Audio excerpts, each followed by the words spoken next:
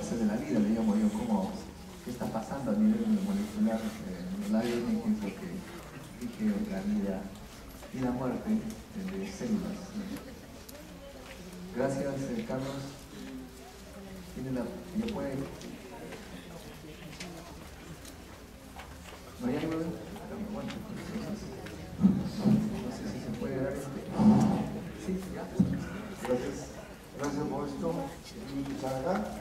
Voy a contarles una historia que llevamos a cabo en mi laboratorio en la Universidad de California, en Berkeley.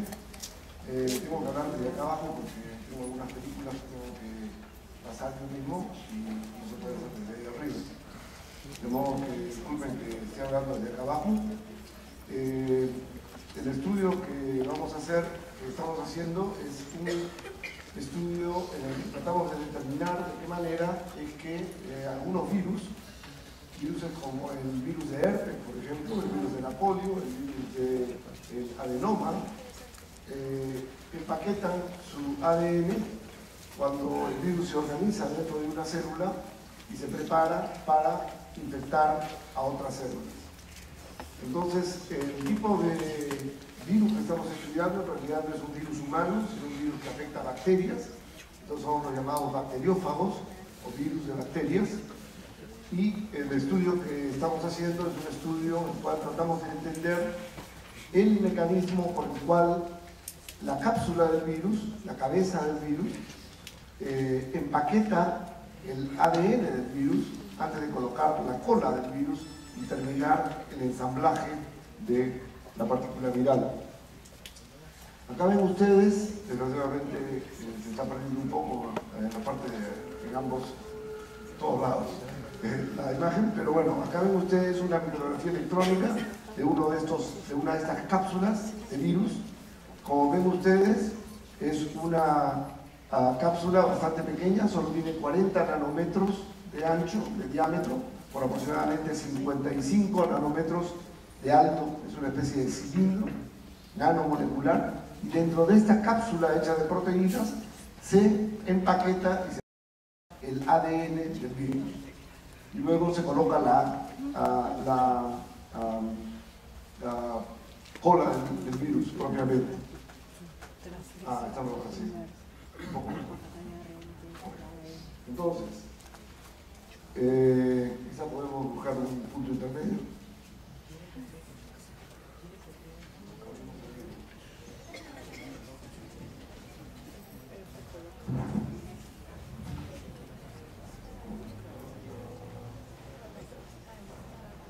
Bueno, entonces, pueden ver ustedes que en efecto el volumen de esta cápsula es bastante pequeño, 65 milímetros. Por este volumen tan pequeño deben colocarse 19.000 pares de bases del ADN del virus, lo que representa una longitud de ADN de 6.5 micrones o 6.500 nanómetros. Por lo tanto, no es sorprendente que la máquina, el motor molecular que empaqueta el virus que se encuentra en la base de la cápsula, en realidad realiza una labor realmente fantástica. Para que se den cuenta de cuán importante es cuán difícil es esta función de empaquetar. Acá se ven ustedes el motor que está encargado de empaquetar el virus. Este motor disminuye el volumen del ADN que está en solución afuera en aproximadamente 6.500 veces cuando lo empaqueta dentro de la cabeza del virus. Y aquí pueden ver una reconstrucción de micrografía electrónica de los 3 componentes del motor.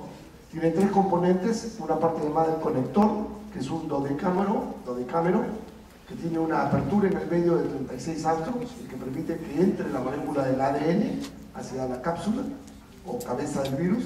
Luego hay un anillo de ARN o RNA hecho de 5 moléculas de RNA, y finalmente un anillo de lo que podríamos llamar son propiamente los cilindros del motor. Estas son lo que los bioquímicos llaman ATPasas. Son enzimas que convierten la energía de ATP, del ATP, que es la energía que ustedes saben química, que es la energía de las células, en fuerza y movimiento, y que agarran al ADN y tiran del ADN por cada ATP que es consumido. Entonces estos son los motores propiamente, los cilindros de nuestra máquina, y son, en este caso, 5 cilindros. Es una máquina de 5 cilindros. Los experimentos que estamos haciendo son experimentos usando técnicas de moléculas individuales, que son técnicas que hemos desarrollado en mi laboratorio, y donde lo que hacemos es lo siguiente: colocamos una sola cápsula del virus, pueden ver ustedes aquí, agarrada mediante anticuerpos a la proteína de la superficie de la cápsula del virus. Esta cápsula del virus ha empezado a empaquetar el ADN a través de su motor, pero detenemos ese empaquetamiento y agarramos el otro extremo de la molécula de ADN y la pegamos a una proteína que se encuentra en la superficie de otra bolita de plástico que está atrapada en una pinza óptica.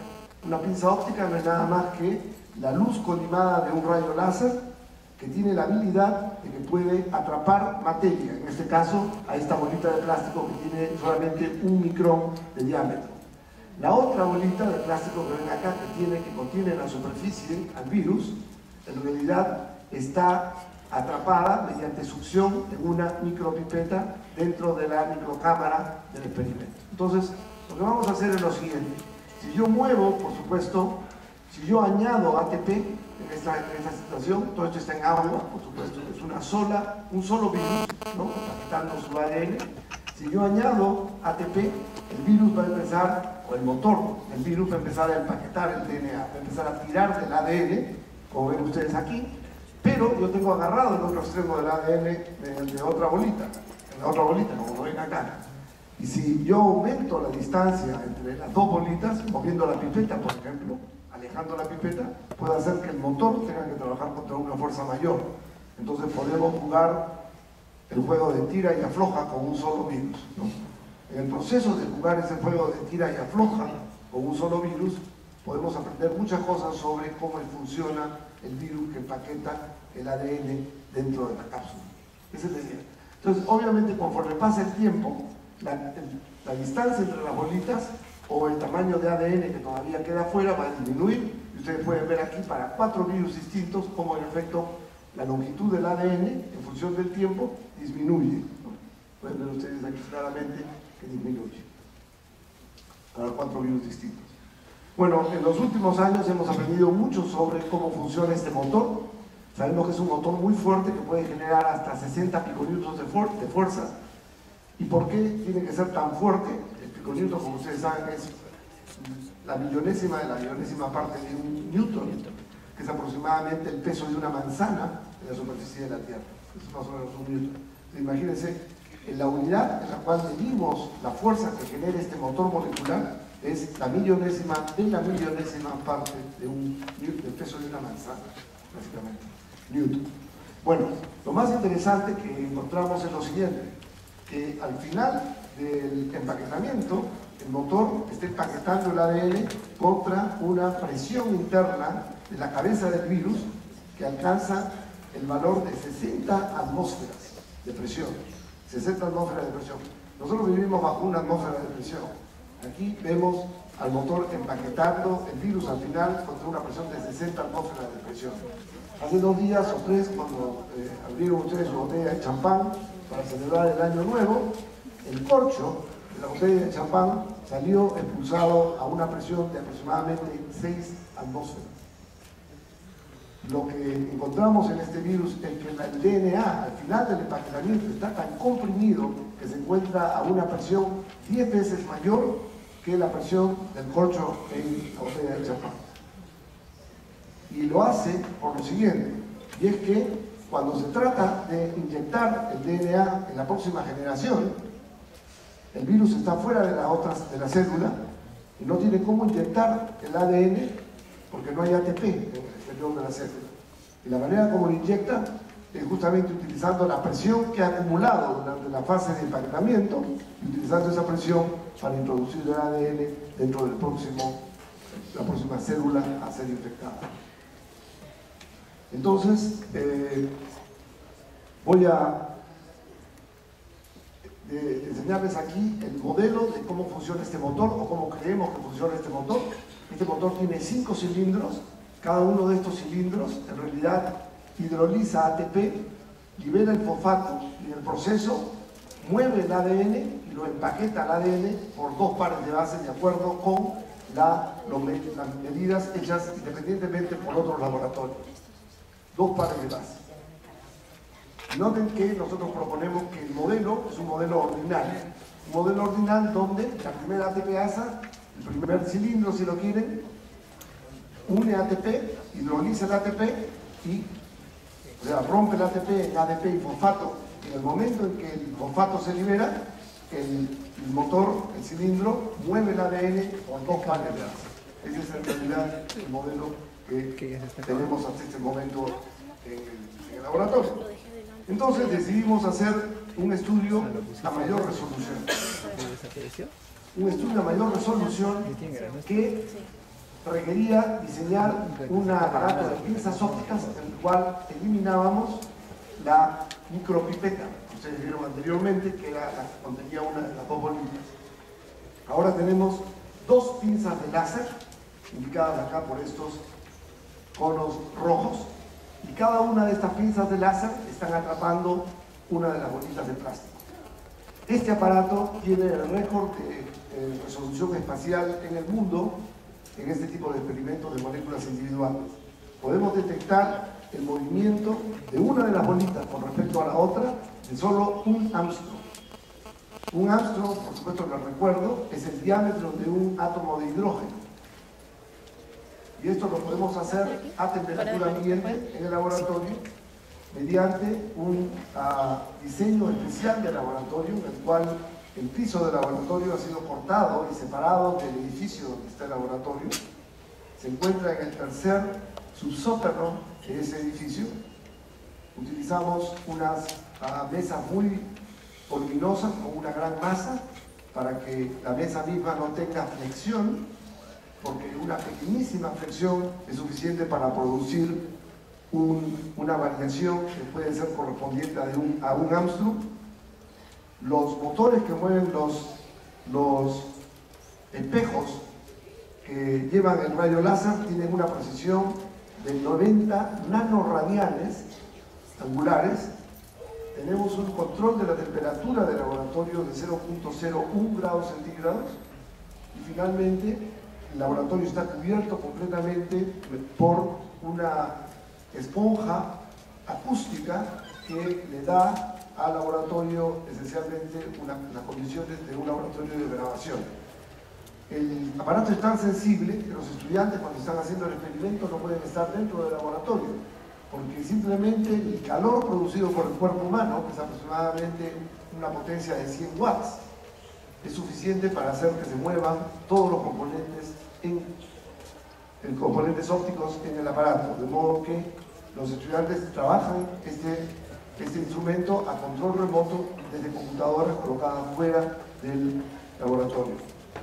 Bueno, en esas condiciones podemos colocar una molécula de ADN, como ven ustedes acá entre las dos bolitas, y podemos mover una de las bolitas con respecto a la otra por 3.4 Armstrongs. 3.4 Armstrongs es la distancia entre dos pares de bases, entre un par de bases del ADN y el otro par de bases en el ADN, 3.4 Armstrongs. Y ven ustedes que en efecto podemos ver clarísimamente los pasos correspondientes a 3.4 pares, 3.4 Armstrongs.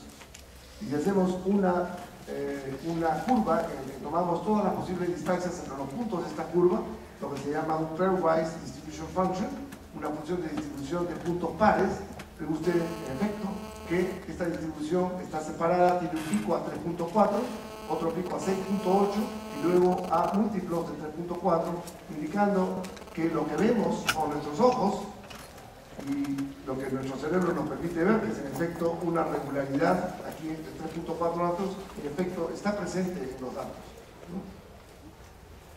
Bien, entonces voy a recapitular un poco qué cosa es lo que esperábamos ver con este aparato. Lo que esperábamos ver es que el motor funciona de una manera, como ven ustedes acá, cíclica, de una manera, si lo quieren, ordinal, 1, 2, 3, 4.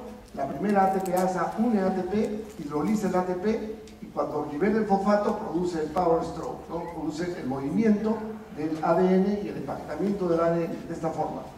En la primera ATP-ASA une el ATP, hidroliza y produce el empaquetamiento. La siguiente ATP-ASA une, hidroliza, empaqueta, une, hidroliza, empaqueta, y así sucesivamente. Y el empaquetamiento esperábamos nosotros fuese de 2 pares de base por cada molécula de ATP hidrolizada. Y miren ustedes que el modelo predecía que el motor tenía que detenerse por un tiempo, esperando a unir el ATP, ¿no? Y luego que unía, hidrolizaba y empaquetaba. Unía, hidrolizaba y empaquetaba, y así sucesivamente. Bueno, ese es el modelo. Por supuesto, estos no son más que modelos, que no tienen por qué estar de acuerdo con la naturaleza. Y en efecto, cuando hicimos el experimento, nos dimos con algunas sorpresas. La primera es que, en efecto, sí se comporta como esperábamos. Hay una etapa en la cual el motor se detiene, no hace nada. Pueden ver ustedes acá que estamos graficando distancia entre las bolitas versus tiempo. Y ven ustedes que espera, el motor no se mueve por un tiempo y luego empaqueta. Y luego no se mueve por un tiempo y luego empaqueta. Y así sucesivamente para todas estas curvas, ¿no?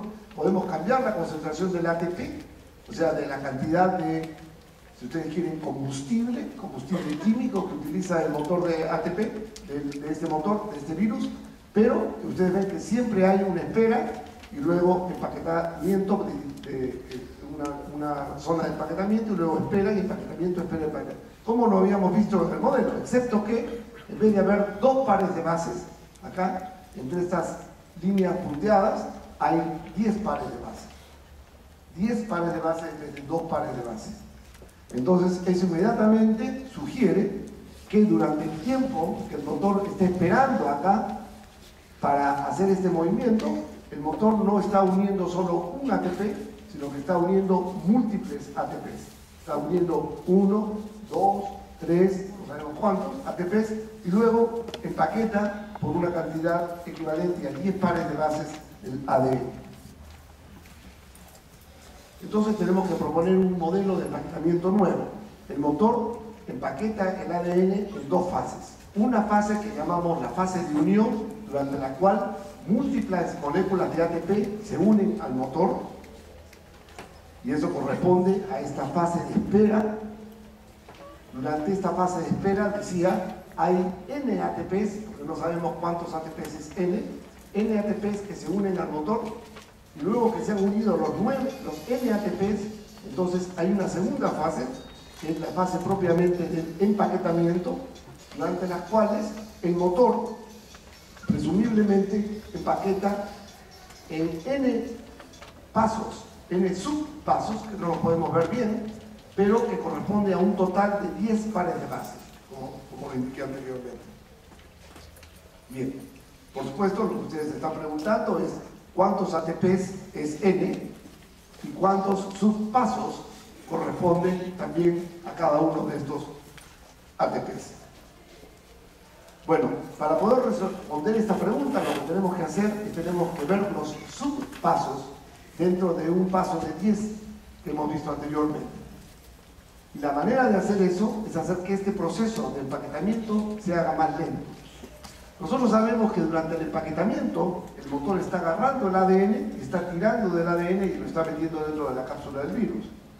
Entonces se sigue que si yo aumento la fuerza con la cual jalo del ADN por el otro extremo, es posible que pueda hacer que el empaquetamiento sea lo suficientemente lento para poder ver los subpasos dentro de este paso simple que veo de 10 pares de bases. ¿Okay? Entonces esa es la idea. La idea es hacer esto, ¿no? La idea es aumentar la tensión, la fuerza contra la cual funciona el virus, y conforme aumentamos la tensión, esperamos ser capaces de ver los subpasos que constituyen el empaquetamiento de 10 pares de base que encontramos acá a baja fuerza. Esa es la idea, básicamente. Aumentar lo suficientemente la tensión para poder visualizar el empaquetamiento en subpasos. Bueno, lo hicimos. Este motor, no se olviden, es un motor bastante fuerte que va a generar tensiones del orden, fuerzas del orden de 60 piconewtons. Por lo tanto, pudimos aplicar hasta 40 o 50 piconewtons externamente de fuerza. Y lo que encontramos es esto, que en efecto podemos ver los subpasos.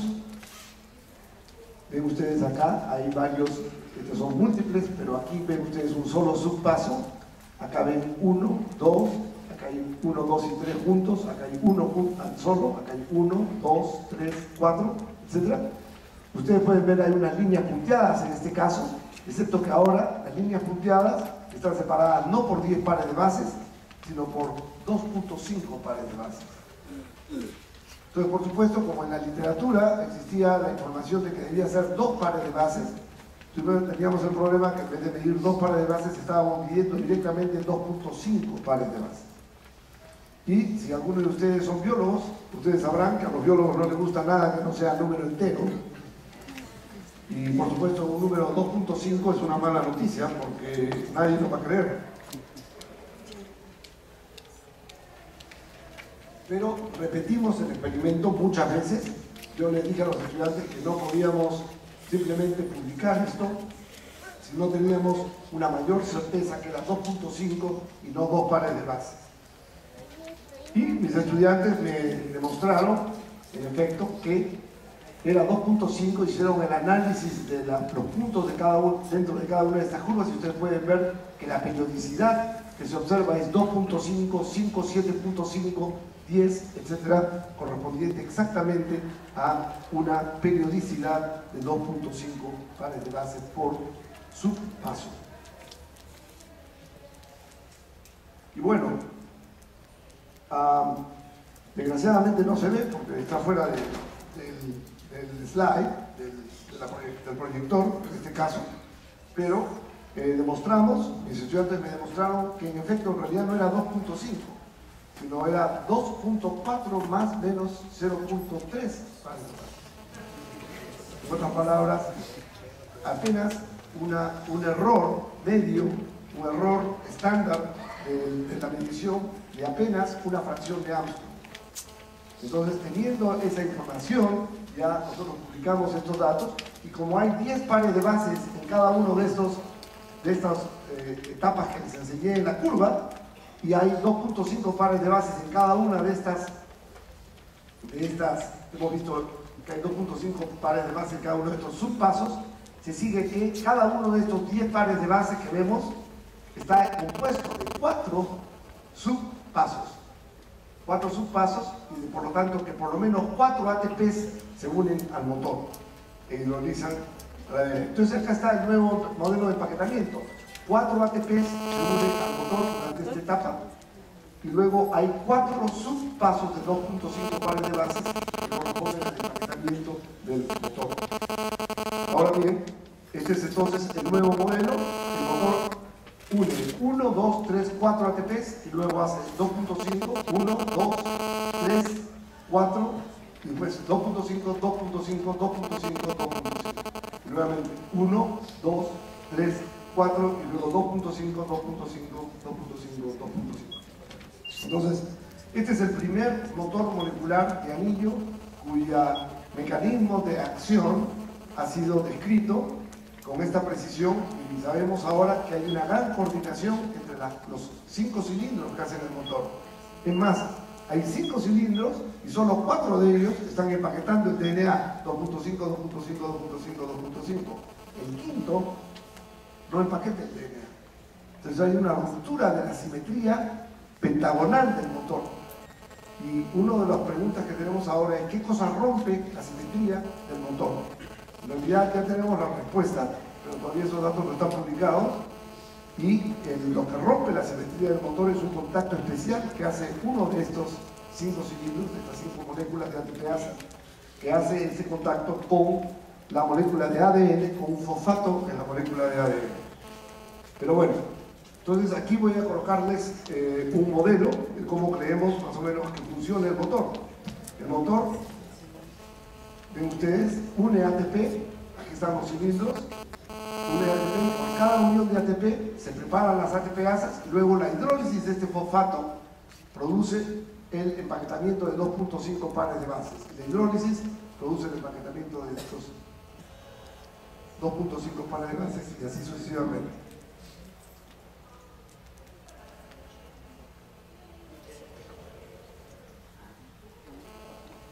Este es el mecanismo mediante el cual el motor empaqueta el ADN. Entonces ustedes pueden ver por qué nos interesa esto desde el punto de vista biomédico. Si nosotros podemos encontrar una molécula que bloquee este motor, podemos bloquear el empaquetamiento del ADN por el virus. Entonces lo que vamos a tener son cápsulas de virus vacías de ADN, y por lo tanto que no son infectivas. De esa manera podemos desarrollar sustancias antivirales, ¿no? Entonces, entender cómo funcionan estas máquinas moleculares nos puede permitir desarrollar nuevas armas para luchar contra estructuras de este tipo, virales. Por otro lado, estas estructuras, por supuesto, son bellísimas, ¿no? Como pueden ver. Lo que pasa es que cuando uno le da herpes, no le parecen tan bellas. Pero en realidad son producto de evolución y han desarrollado este exquisito mecanismo de empaquetamiento del ADN. Bueno, finalmente les voy a decir algo que no ha sido publicado todavía, y es la siguiente pregunta.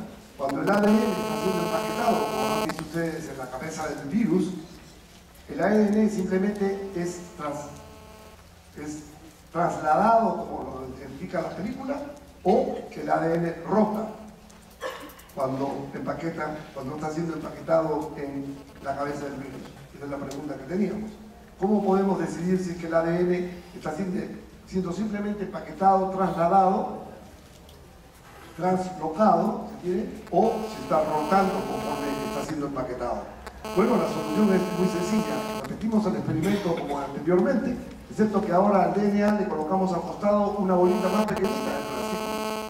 Y si el ADN, cuando está siendo empaquetado, rota, entonces van a ver ustedes a esta bolita rotar, ¿no es cierto? Entonces, sobre la base de la cantidad de rotación que vemos por cada cantidad del DNA que está siendo empaquetado, podemos determinar cuánto es que el DNA rota por par de base empaquetada, ¿no? Entonces, hicimos ese experimento, y aquí está el experimento, y acá van a ver ustedes un video en el que van a ver qué pasa cuando añadimos ATP. Y ahora vean ustedes que hay tres bolitas: la bolita que tiene el virus, la bolita que tiene el extremo del DNA, y una bolita en el medio que está pegada a la molécula de ADN. Y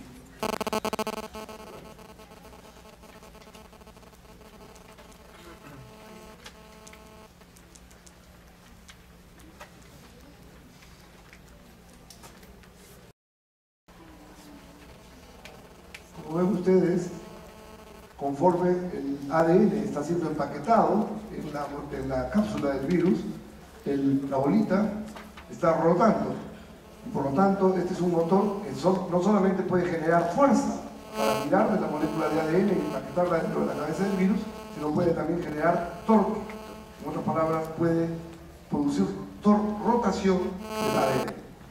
Bueno, por supuesto, empezamos a usar esta técnica, y ustedes pueden ver que conforme la molécula de DNA se hace más corta, la molécula está rotando, y aquí graficamos en azul la longitud de la molécula de DNA con el tiempo, que va disminuyendo, por supuesto, porque está siendo empaquetado, y graficamos en verde el ángulo por el cual la bolita rota conforme el tiempo pasa.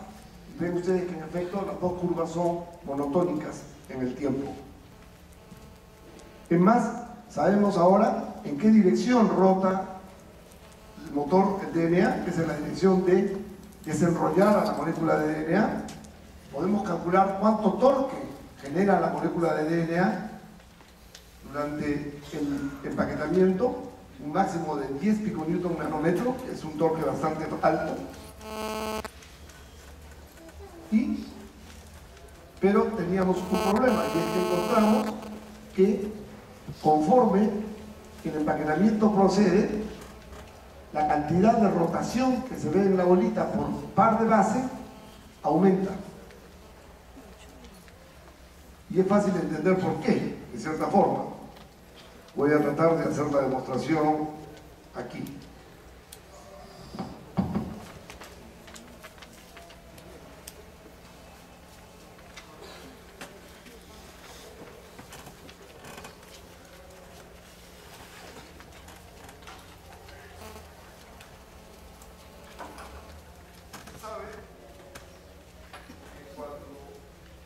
sabe que cuando el DNA es empaquetado,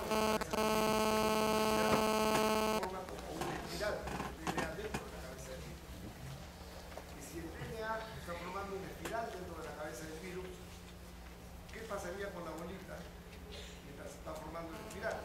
¿Miren con la bolita? Entonces, no solo la bolita sube, pero también está dando vueltas. Entonces, la pregunta que cabe hacer ¿es la rotación que observamos debido a la formación de la espiral dentro de la cabeza? ¿O es debido a que realmente el motor está rotando cada vez el DNA, ayudando a que la molécula de DNA adopte una forma espiral dentro de la cabeza?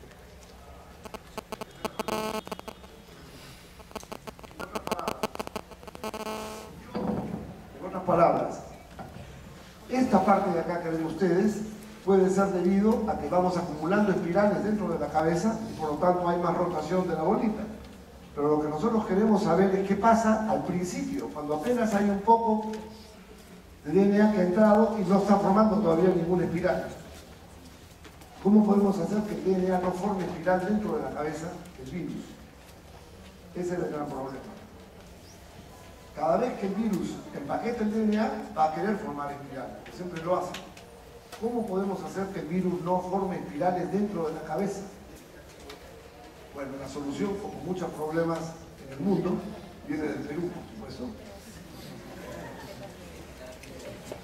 Ustedes saben que nuestros museos están llenos de cabezas trepanadas, porque los pre-incas y los incas habían aprendido a trepanar cabezas para prevenir los problemas de cuando había contusiones, porque se producía hinchazón del tejido nervioso, y para evitar la presión que mataba al paciente, abrían estos huecos en la cabeza, y sabemos que muchos pacientes sobrevivieron porque le colocaban una placa de oro y el hueso creció después sobre el oro, lo cual indicaba que el paciente había vivido muchos años después.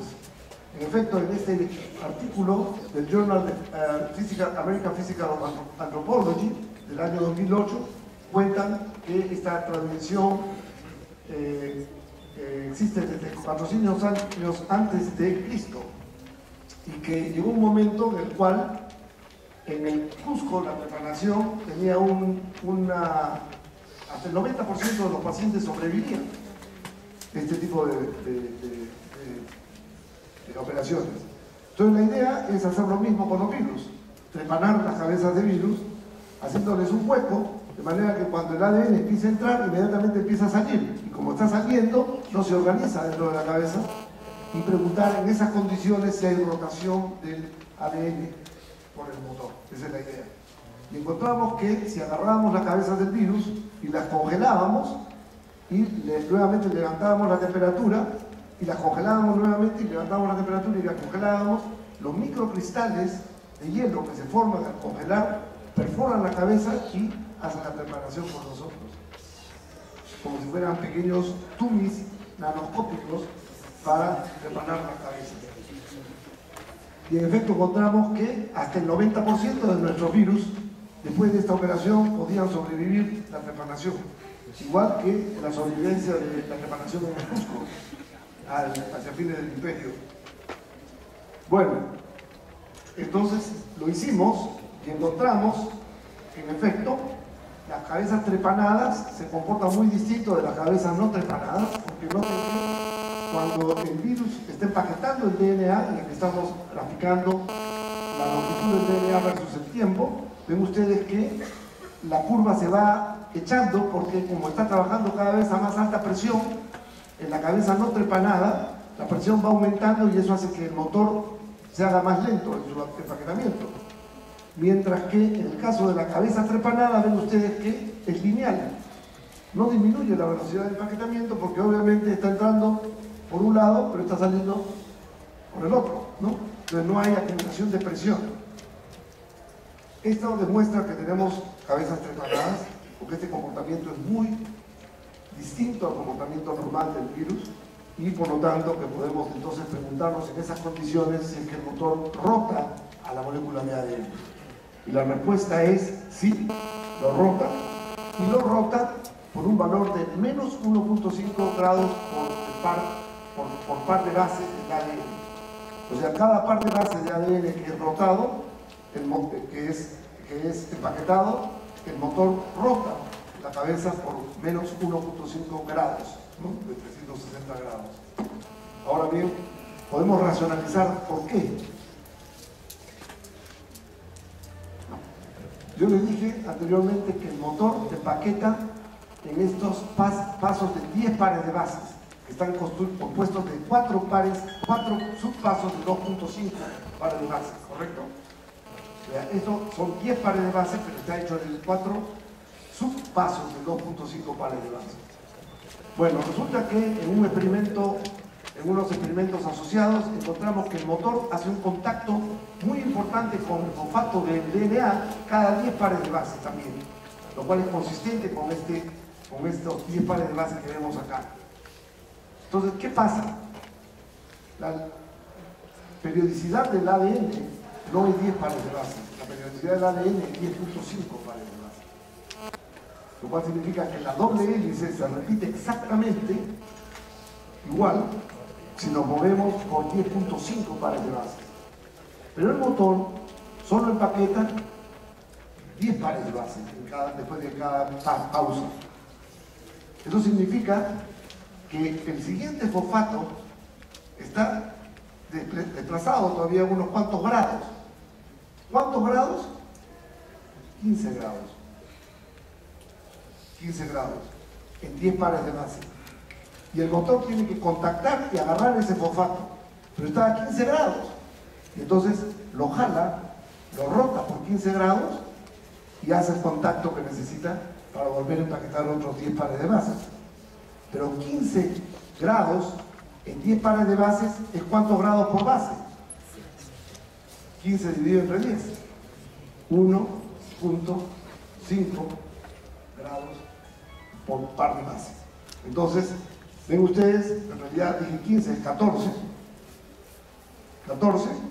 y entonces el motor necesita rotar menos 1.4 pares de bases por cada base que empaqueta, 1.4 grados por cada base que empaqueta, y lo que medimos nosotros es 1.5, menos 1.5, lo cual es bastante cercano.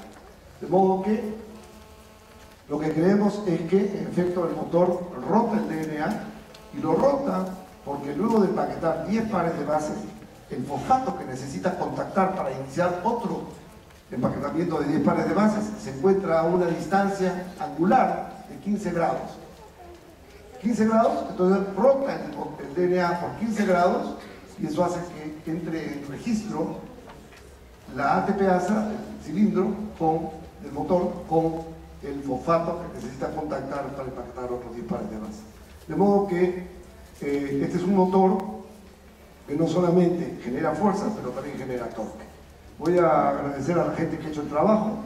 Este trabajo ha sido hecho por mucha gente, como ven ustedes acá. Sander Tans es ahora profesor en la MOLF en Holanda. David Smith es profesor del Departamento de Física de la Universidad de California en San Diego. Jan Chemble es profesor de Física en la Universidad de Biofísica en la Universidad de Illinois, en Champaign-Urbana. Y Ariel Kaplan es ahora profesor en el Instituto Technion en Israel. Atika Munkaran está terminando su postdoctorado en la Universidad de California en San Francisco. Jeff Moffitt está haciendo un postdoctorado en la Universidad de Harvard. Craig Hetherington está acá en el Perú, justo en este momento, conociendo el Perú y viviendo las cabezas trepanadas, el experimento que él mismo hizo con las cabezas trepanadas del virus. Björn Chiston es un estudiante que está trabajando en el laboratorio. Y nuestros colaboradores biólogos son Mike Anderson, Shelly Grimes y Paul Jardine de la Universidad de Minnesota. Gracias.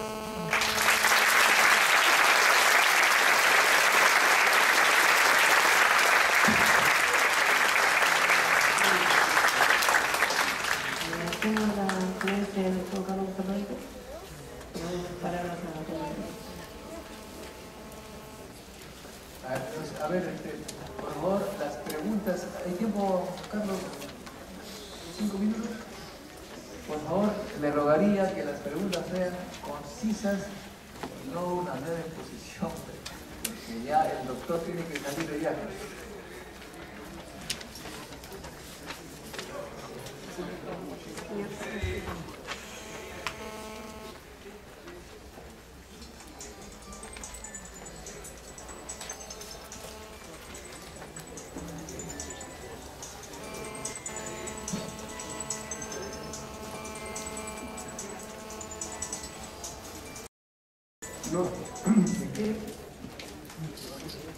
No, yo no conozco ese dato.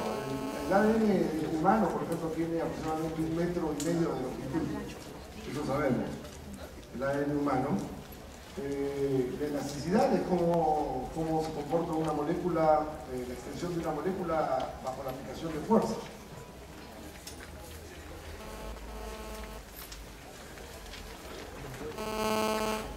Pero yo le estoy diciendo que yo no sé. Bueno, amigos. Estoy en ese campo, no conozco ese dato. Estoy obligado a decirle que no sé cuando no sé. Por favor, no a los diálogos. La última pregunta, profesor. Acá la tercera de la línea. A la derecha, Carlos.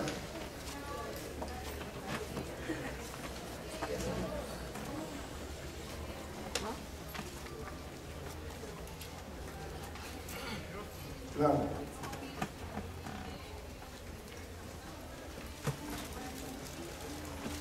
Claro, el retrovirus es una historia más compleja, porque como dice usted, son un virus de ARN, usan los que salen, hay que entregar los papeles que han firmado, por favor, a la sala, ¿sí? Los que están saliendo. Utilizan transcriptasa reversa y no empaquetan el ADN usando un motor molecular, sino que lo que hacen es que en realidad condensan el ADN y luego la proteína se une, la proteína de la cápsula se une sobre la superficie y encapsula al ADN ya condensado. Entonces es un mecanismo distinto. De modo que este tipo de mecanismo funciona para el virus, todos los virus del herpes, los virus de las paperas, los virus de adenoma, adenovirus, el virus de la polio, todos estos virus empaquetan el ADN de esta forma.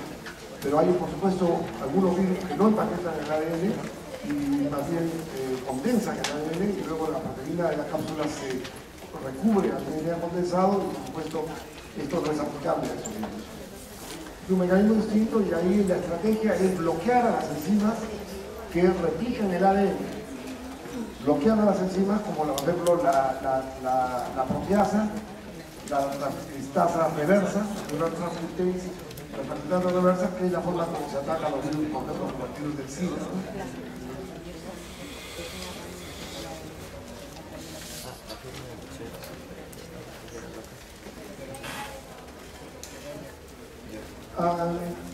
No, porque en realidad recuerden que el virus está en el cuerpo humano en ese caso.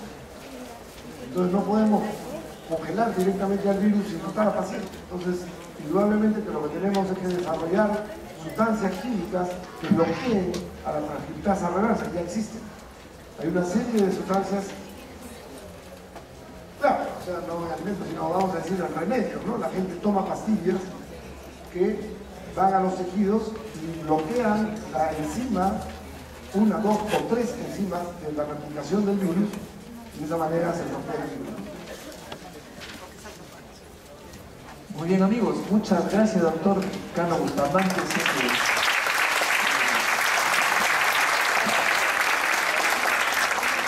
Creo que el documento que han recibido, el papel, aquellos que quieran firmarlo y dejar alguna nota adicional, algún mensaje al presidente Humala, y mañana nos vemos pues en cada uno de los locales que está indicado en el programa. Hasta mañana.